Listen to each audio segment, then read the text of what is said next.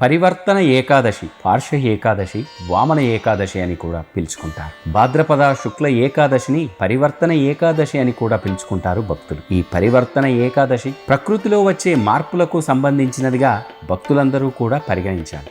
ఈ ఏకాదశికి పరివర్తన ఏకాదశి అని కూడా పేరు వచ్చింది. ఈ రోజునే ఆ శ్రీ మహావిష్ణువు వామన అవతారాన్ని ఎత్తి మహాబలిని పాతాళ లోకానికి పంపిస్తాడు. పరివర్తన ఏకాదశి రోజు వామన అవతారాన్ని పూజించడం వలన బ్రహ్మ, విష్ణు, మహేశ్వరులను సేవిస్తే కలుగు ఫలం లభిస్తుందని కూడా మన పురాణాలు చెబుతున్నాయి. ఈ పరివర్తన ఏకాదశి తర్వాత వచ్చే ద్వాదశే వామన జయంతి కూడా. ఈ ఏకాదశి రోజు ఉపవాసం ఉండడం వలన తెలిసి తెలియక చేసిన పాపాలన్నీ కూడా నశిస్తాయి. వారు కోరిన కోరికలన్నీ కూడా ఫలిస్తాయని కూడా మన పురాణాలు చెబుతున్నాయి. శ్రీ మహావిష్ణువు ఆదిశేషు పైన శయనించి దక్షిణాయానంలో ఆ విశ్రాంతిలోకి వెళ్ళిపోతాడు కనుక భాద్రపద శుక్ల ఏకాదశి నాడు తిరిగి ఇంకొక వైపు శయనిస్తాడు. అందుకే ఈ ఏకాదశి పరివర్తన ఏకాదశి అని కూడా పిలుచుకుంటారు. పరివర్తన అంటే మార్పు అని కూడా అర్థం.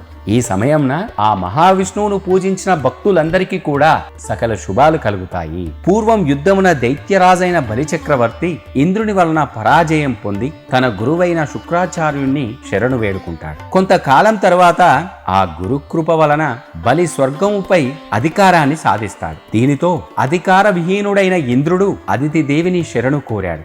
ఇంద్రుని పరిస్థితి చూసిన అదితిదేవి దుఃఖించి వయోవ్రతానుష్ఠానము ఆ వ్రతాన్ని ఆచరించింది ఎంతో భక్తి శ్రద్ధలతో. ఆ వ్రతం చివరి రోజున శ్రీ మహావిష్ణువు భగవానుడు ప్రత్యక్షమై అదితితో ఇలా చెప్పాడు: దేవి, నువ్వు చింతించవద్దు.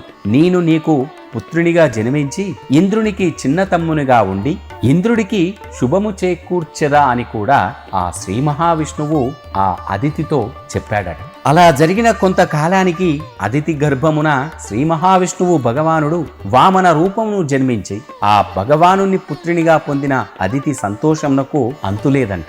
ఆ భగవానుని వామనుడుగు బ్రహ్మచారి రూపమున దర్శించిన మహర్షులు, దేవతలు ఎంతో ఆనందించారు. వామన మూర్తికి ఉపనయన సంస్కారములు గావించాయి. ఒకసారి బలిచక్రవర్తి ఆ భృగు కచ్చమున చోట అశ్వమేధ యజ్ఞము చేయుచున్నాడని వామ భగవానుడు విని అక్కడికి వెళ్లిన శ్రీ మహావిష్ణువు ఒక విధమైన ఆ రెల్లుగడ్డితో మొలత్రాడును యజ్ఞోపవీతమును ధరించి శరీరముపై మృగచర్మము ఆ శిరస్సున జడలు ధరించిన వామనుడి బ్రాహ్మణ రూపమున యజ్ఞ మండపము అందు చేరుకున్నాడు శ్రీ మహావిష్ణువు. అలా మాయామయ బ్రహ్మచారి బ్రాహ్మణ రూపమున చూసిన బలి హృదయము ద్రవించిపోయి వామన భగవానుణ్ణి ఉత్తమ ఆసనంపై కూర్చుండబెట్టి భక్తితో పూజించెను మహాబలి చక్రవర్తి. ఆ తరువాత ఆ బలి చక్రవర్తి వామనుణ్ణి ఏదైనా కోరుకోమని అడగగా అప్పుడు వామనుడు 3 పాదముల భూమి అని అడిగాను. శుక్రాచార్యుడు ఆ భగవానుని లీలలను గ్రహించి దానము వద్దని బలిని ఎంత వారించినా కూడా అప్పుడు బలిచక్రవర్తి గురువు మాటను వినలేదు. అంతేకాకుండా దాన ముసగుటకు సంకల్పం చేసేందుకు జలపాత్రను ఎత్తెను. శుక్రాచార్యుడు తన శిష్యుని మేలు కోరి జలపాత్ర ముందు ప్రవేశించి ఆ జలము వచ్చు దారిని ఆపెను. కాని వామన భగవానుడు ఒక దర్పను తీసుకొని పాత్రలో నీరు వచ్చే దారిని ఛేదించెను. దీనితో శుక్రాచార్యునికి ఒక కన్ను కూడా పోయింది.